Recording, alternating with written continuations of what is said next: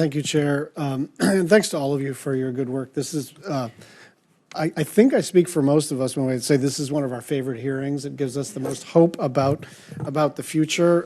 Dr. Bertagnolli, I wanted to start with something close to home for me. With the support of this subcommittee, we secured $4 million last year to launch NIH's first ever Native Hawaiian Pacific Islander Health Research Office.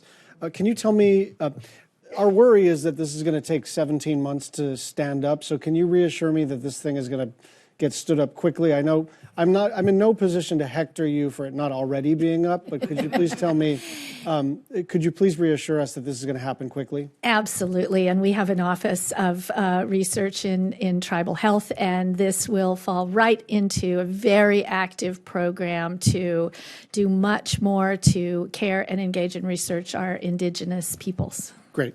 Dr. Volkow, my Stop Pain Act was enacted 8 years ago, and since then NIH has funded hundreds of millions of dollars in pain management research. What have we learned in the last several years about chronic pain treatment? And thanks very much for the budget, because it has actually energized the whole science infrastructure necessary to bring treatments that are effective for patients that are suffering from pain. Pain is devastating, it's very, very prevalent, but it has been neglected. And as a result of that, many people with pain ended up getting drugs that were very dangerous, which of course contributed tremendously to the overdose crisis. So thanks to the resources that have come from, in part through the HEAL initiative, we've been able to advance several clinical trials and to actually uncover new treatments for pain that are not addictive and that are effective, completely new molecular targets. The resources have also enabled us to understand how multi-pronged approaches can be used to manage pain on people with chronic pain conditions, and two other areas that we have never been able to investigate. So two quick questions. What do you mean by multi-pronged? Multi-pronged, that is not just based on a medication, that it actually engages behavioral interventions and cognitive interventions to help the person live with the pain, and like meditation, for example.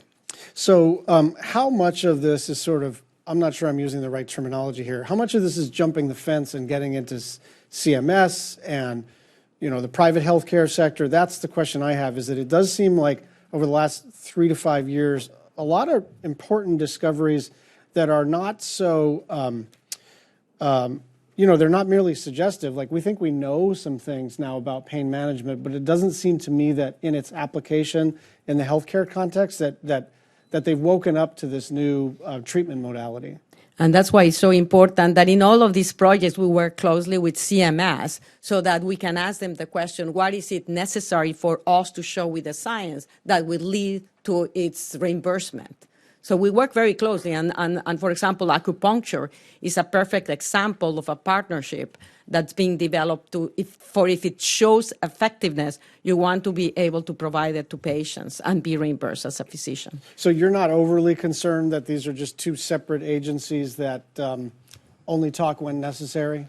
No, there is an active, very proactive way, a sort of interest and motivation to commit ourselves to make collaborations across agencies, because otherwise the science doesn't go into the patients. It stays in the journals or in the laboratories. This is what I worry about. Yes. So it's time for my annual question about psychedelic research. I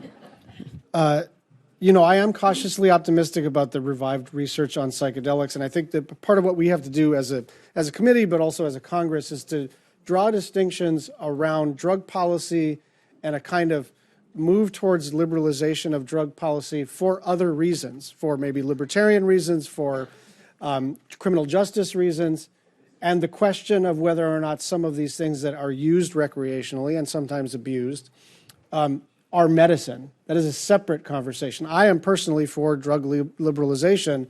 I am also a son of a principal investigator, and I'm not prepared to call this medicine until all of you do the adequate research. So where are we with psychedelic research? And particularly, there's a bunch of accumulated data that seems to indicate that that this needs supervision, and the application of the administration of the drug has to be combined with talk therapy and supervision. So can you talk through how you see this? You are Absolutely correct. I mean, this is an area of tremendous excitement from the very pharmacology to actually understanding how to optimally use it on patients. Because the data is starting to translate in evidence that it could be beneficial, what has happened is that clinicians are ahead of actually where the data is. So it's being offered to a wide variety of patients without sufficient evidence, including the question that you ask, how do you optimally give it without producing risk and ensuring that you're having long-term effects? And that's where we need to understand how the context at which you are giving the psychedelic drug is going to influence your therapeutic response. It's crucial. But like anything else, what people get excited, they want to start sort of believing a little bit in fairy tales. That it's a magic. It's not a magic. It's a very promising, but we need to do much more research. Thank you.